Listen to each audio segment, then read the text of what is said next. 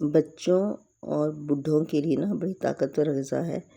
तो मैंने मैंगो और साबूदाने का शेक बनाया। तो उसके लिए मैंने ये लिए हैं 7-8 बादाम हैं, 3 काजू हैं और 3 चम्मच जो हैं ये लिए हैं साबूदाने के। अच्छा, अब ये जो होता है साबूदाना होता है ना, ये थोड़ा सा मैला मैला सा होता है, कुछ इसमें पाउडर भी होता है। तो जब जैसे हमने बादाम वगैरह भिगोई, क्योंकि इसका छिलका उतारना है और नरम भी करना है, तो साबूदाने को डाले कि पानी सफ़ेद हो गया। इसको इतनी देर तक धोएं कि ये इसका पानी ना साफ़ निकल आए। अब जैसे मैंने 2-3 दफ़ा धो दिया है और ये पानी डाला, तो पानी और साबूदाना अलग अलग नज़र आ रहा है। इसको थोड़ी देर के लिए भिगो दें, आधा घंटा और 1 घंटा काफ़ी होता है इसको भिगोने के लिए। आधे से 1 घंटे के लिए भिगो दें।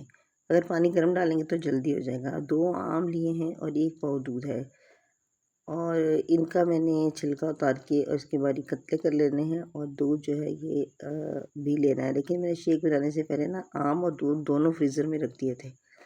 अब इस तरह आम के टुकड़े काट लेने हैं और ये मिक्सचर में डाल देना है। अच्छा, बादाम जो होता है ना, ये थोड़ा सख्त होता है, ये टुकड़े रह जाएंगे, तो इसको भी काट के डालेंगे तो ज़्यादा अच्छी तरह ब्लेंड हो जाएगा। तो ये दूसरा आम भी मैंने काट लिया और इसके साथ ही मैंने बादाम और काजू के भी टुकड़े कर लिए।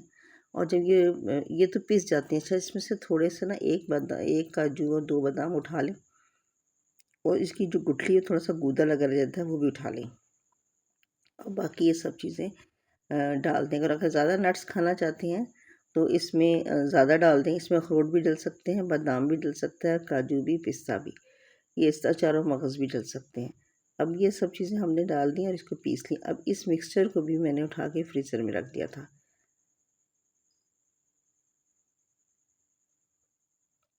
ये 2 आमों का मिक्सचर है। अब साबूदाने को ना इसी पानी में पका लेना है। इसी पानी में साबूदाने को पका लेना है। ये देख लेना है कि भई ये नरम पड़ गया है या नहीं, क्योंकि जो ऐसे अगर हम ऐसे ही डाल देंगे ना तो गलना बड़ा मुश्किल हो जाता है, देर बहुत लगती है। और इस तरह बहुत जल्दी से 5 मिनट में ही पक जाएगा। उसको हल्की आँच पे रख के इतनी देर तक पकाना है कि ये ट्रांसपेरेंट हो जाए। अभी सफ़ेद, ये देखिए ट्रांसपेरेंट हो गया। अब इसको भी मैंने ठंडा करने के लिए फ्रीज़र में रख दिया था, ताकि शेक बहुत ज़्यादा ठंडा बने। और अगर हो सके तो बर्फ़ भी डाल सकते हैं। अब ये जनाब ठंडा हो गया है, अब सब चीज़ें ठंडी हो चुकी हैं। तो फिर सबसे पहले साबूदाना डाला है और उसके बाद मैं इसमें डालूँगी ये जो मैंने आम का जो पल्प था ना, आम का गूदा, ये और बादाम और काजू पीसे थे, ये डाल दिए।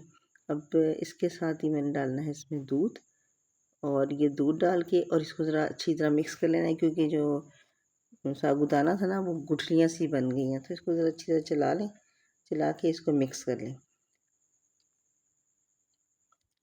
अब अगर बर्फ़ का इस्तेमाल करना है तो बर्फ़ डाल दें, और जैसे बर्फ़ नहीं डालनी तो जैसे मैंने फ्रीज़र में रखा था हर चीज़ को, तो वो भी बहुत ठंडा हो जाता है, जो लोग बर्फ़ इस्तेमाल ना करना चाहें। अब ये 1 कप में निकालें ग्लास में। अच्छा, ये जो मैंने बताया था ना कि मैंने गुठलियों पे से उतार लिया था, ये जो इसका जायका होता है ना, ये बहुत ही लाजवाब होता है।